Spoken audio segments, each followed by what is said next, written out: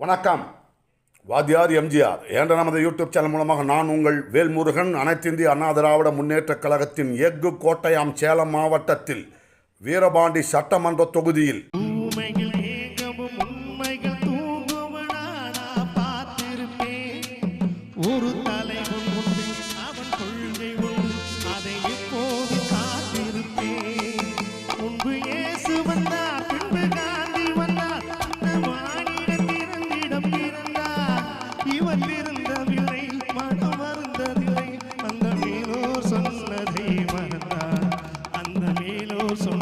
திமுக ஆட்சியில் விலைவாசி விண்ணை தொட்டு விண்ணை தாண்டி போய் கொண்டிருக்கிறது.